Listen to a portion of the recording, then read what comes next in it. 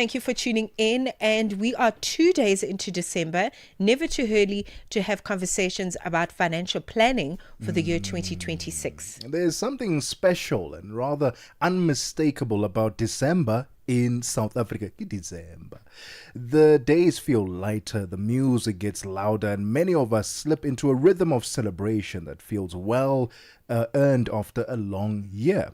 We want to treat the people we love, take the trip we have been postponing, and create memories and moments that feel like memories in the making. January waits quietly, though, there around the corner.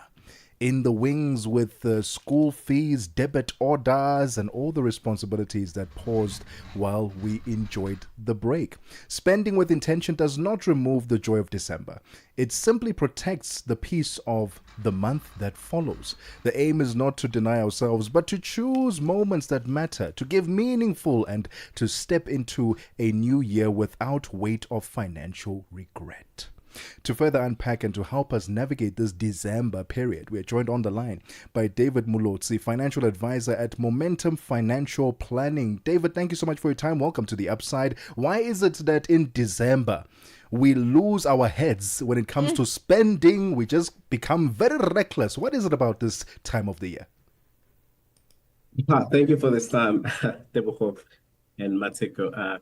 So I think it is quite an important season. Most of us look out to, we just look towards just like spending and relaxing and just to spend time with loved ones and just relax from the heavy air that you've heard. But I think, again, it is a season where we just let sometimes our emotional guard down and we just go in with the spirit of December. And sometimes, our bank accounts can just overflow and swipe in and out without any, consideration of what's happening the next month. I think it's very interesting because we're looking at this time, the festive time, right? And we're talking about people, doing all sorts of things, and the you only live once type of lifestyle. But there's also just the culture of expectation. You've got to gift people at this time of the year. You've got to travel. But I want to take us back to really just the culture of understanding what financial responsibility looks like, because we do want people to enjoy the money that they've worked hard for, but we want to encourage them to do so responsibly. So how do we inculcate that culture to start with, whether it's in January or September or April? How do we build the culture of responsible and healthy relationships with our finances? Sure, that's a good question, Mmatseko. So I think it is important that we just, I think, firstly, just set boundaries to ourselves. I think the culture obviously now sort of expands or gets exacerbated by how we live. The YOLO culture, as you guys are mentioning. It's important that firstly, just people just in general have boundaries themselves first, make sure that they budget.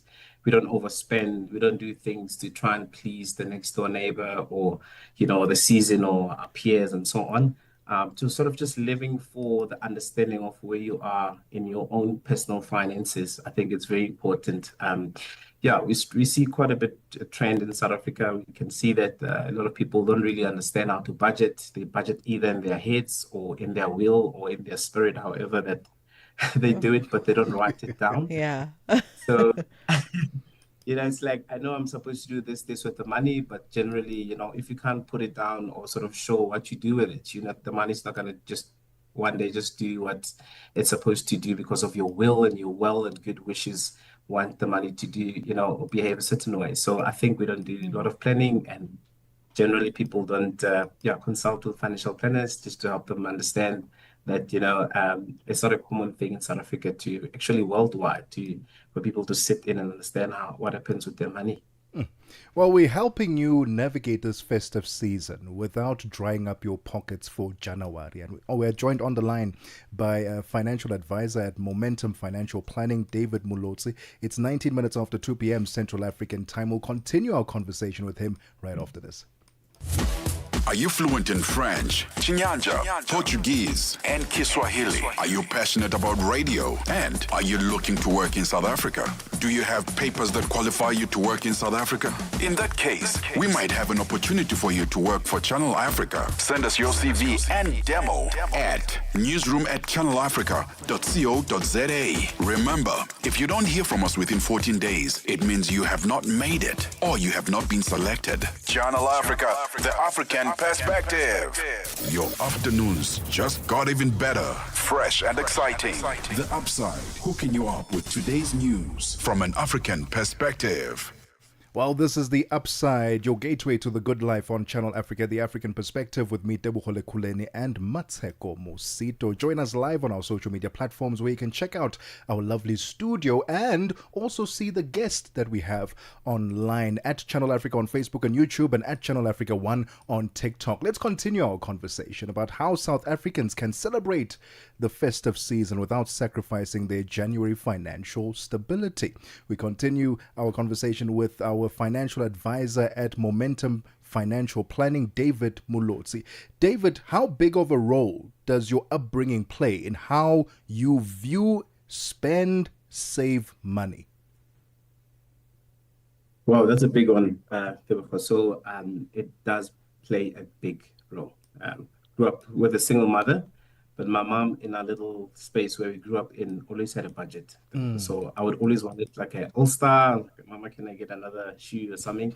But my mom would always sit with me down and actually show me that this money needs to go to the rent, this one needs to go there, this one needs to go there, and this one is. And my mom was uneducated. So that those principles, I have to say that they've stuck with me, even to the point where I realized I had to actually just relax a little bit and spend some money and not be too tight.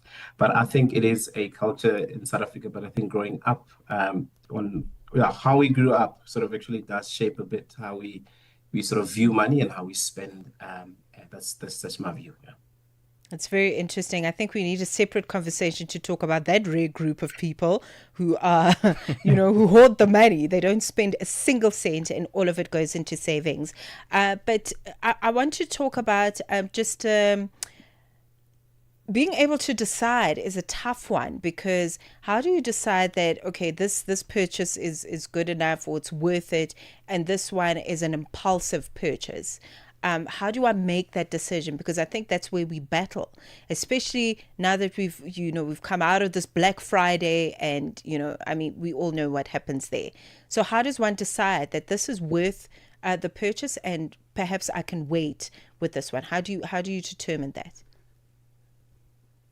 I guess, Mmatseko, when you budget and you put everything down, you will know, even with Black Friday, then, you want to go to the store with the sense of, I understand why I want to use this money for what you would need. Yeah. Obviously, you do have needs and wants, and sometimes you just want to, fulfill something that really, I don't know what it is about, spending. But then I think definitely is a psychological behavior or some things, I don't know, that it just have to do with us just wanting to spend money and buy something. So I think if we understand and we go to the shops and we spend, and I want to go to a specific shop and I want to just go buy groceries, I need 1, 2, 3.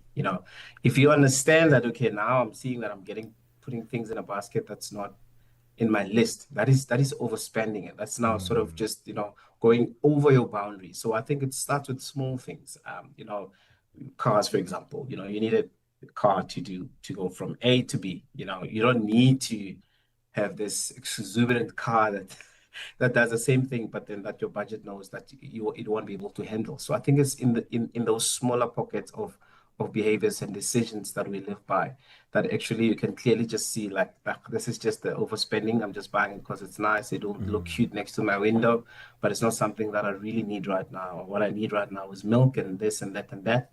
The flowers, maybe we can get them next time or something like that. So I think it's just small little behavioral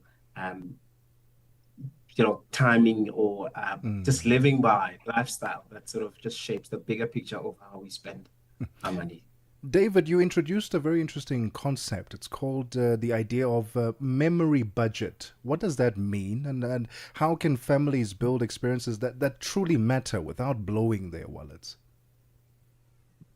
So I think it's important that you you understand like so memory budget is just like sometimes people like they know what they need to live by, so they don't put money on the table or on the spreadsheet or on a piece of paper to say, with my salary, with my wages, I need to pay rent, I need to do this, then I need to do that. So a lot of people don't do that. They actually just spend on it. They've got debit orders. They sometimes forget them, what is it for? Or so they don't look at the money that they put or they wish to do something. They don't put it down for them to can see, oh, 12 months, I've actually wasted or spent so much money on airtime or on data or whatever it is. So if you cannot recall what you have done, for the past 12 months and so on with your money, then that is just like living, and just budgeting in your head, in my view, because you need to spend it, you need to track it, you need to understand and yourself, help yourself behave better in a certain way. Like I cannot be spending so much money on airtime next year. What can I reduce instead of, what are the certain lifestyles and things I can reduce for me to sort of just reduce my spending, because I cannot be spending so much money on airtime. So because we don't track what we spend on, we just live by, and it's okay to have wishful thinkings of thinking that to be rich or to have enough, it just comes out on its own, but it's not. It's a planned decision. Yeah. It starts first by just putting things on paper, your dreams, your aspirations. This is your goal. You put your cash flow down, and then you budget. Companies budget, people budget, our country budgets.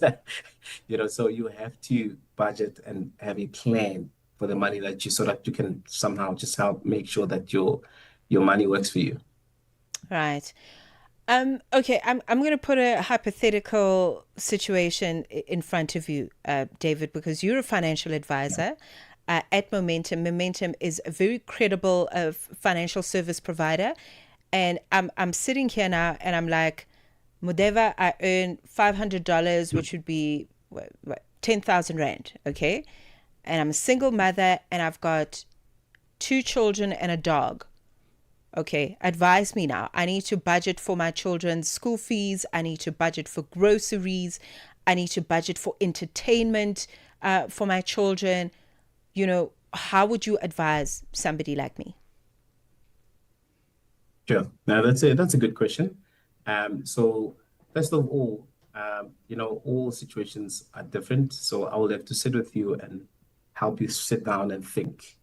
With that 10,000 rand coming in, the most important thing is for you to have food, to have accommodation, and to make sure that you have your fixed needs sorted out. So that's your accommodation. You need to eat, you need to take kids to school, you need transport to do certain things. So once those things are sorted out, entertainment is probably like the bottom part of just spending money, in my view. And then I would you need to make sure that you at least save some money, because saving really, it is a psychological thing as well. You want to just be in a habit of saving 50 rand or 100 rand from the 10,000 rand. You must at least just save something. Just get in a habit of living within those limits, so there is money saved into in a bank account. I would definitely just look at it in that sense. And I think one of the most important things is to make sure that if you're single, you've got 2 kids, you've got your animals and so on, it's important that you have a will, which is something that I would just definitely advise that you should have, because if you're single and you've got kids, you would want your kids to be taken care of if you're not there. Even if you're married, it's something that is advisable. And then get some money. You've saved now some money, you've got some savings, and then you look at how can you sort of just save up for retirement. Even in that little small 10,000 rand, it's important that we sit down and then look at it okay, what are the percentages of how you're living your lifestyle? Where do you stay? What are your kids like doing? Your kids don't have to go to and I don't want to say your kids don't have to go to the most expensive school, but in that situation, what are the most affordable good schools that we can take the kids in? Right. Sometimes to avoid overspending in that way with our kids. David, this has been such an invaluable conversation. Thank you so much. I think the takeaways for me: budget, save, and seek financial advice. I think that's the best place to start, and reach out to people like David. Social media, David, where can we find you? Or website, perhaps? I'm on Instagram. Yeah, I'm on Instagram and I'm on LinkedIn, just David Molotsi. And then, yeah, that's where my contact details are. And I don't really have a website, but we do have our website at Momentum that you can reach out to if you need anything further. Amazing. David, thank you so much for your time this afternoon. David Molotsi, financial advisor at Momentum Financial Planning, helping you budget better, spend better during this festive season so that you don't have dry pockets come January. Back to school. Hey, you don't want a rice. Not good. You don't want rice breakfast, lunch, and dinner in January because you were overspending in December.